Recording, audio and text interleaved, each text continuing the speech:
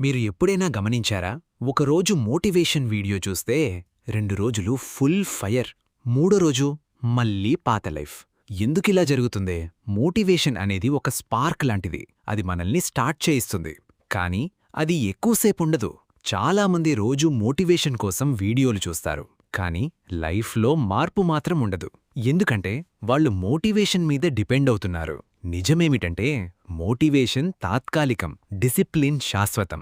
మీకు పని చెయ్యాలని అనిపించినప్పుడు మాత్రమే పనిచేస్తే మీరు ఎప్పుడూ సక్సెస్ అవ్వరు. కానీ మీకు అనిపించకపోయినా పనిచేస్తే అదే డిసిప్లిన్. ఒక స్టూడెంట్ని తీసుకుందాం. ఎగ్జామ్ దగ్గర పెడితే మోటివేషన్ వస్తుంది. 2 రోజులు బాగా చదువుతాడు. ఆ తర్వాత మళ్ళీ మొబైల్, సోషల్ మీడియా. కానీ డిసిప్లిన్ ఉన్న స్టూడెంట్ రోజు కొద్దిగా అయినా చదువుతాడు.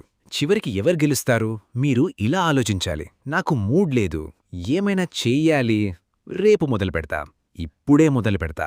ఇది మోటివేషన్ కాదు, ఇది డిసిప్లిన్ మైండ్ సెట్. డిసిప్లిన్ ఎలా పెంచుకోవాలి?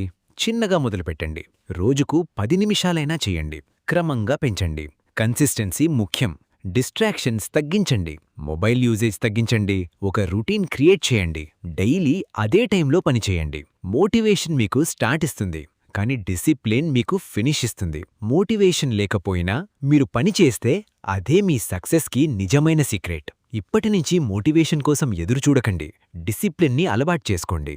మీ లైఫ్ మారాలి అంటే మీ హ్యాబిట్స్ మారాలి.